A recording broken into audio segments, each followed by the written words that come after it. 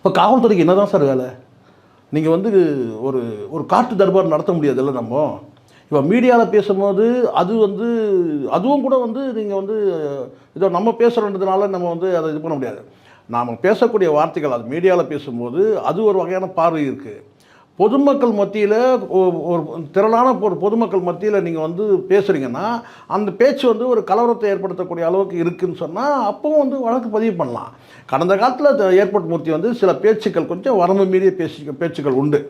தனிநபர் சாடல் என்பதை தாண்டி கொஞ்சம் வந்து பார்த்திங்கன்னா வந்து ஆபாசமான அருவருப்பான வார்த்தைகள் பேசுனதெல்லாம் உண்மை தான்.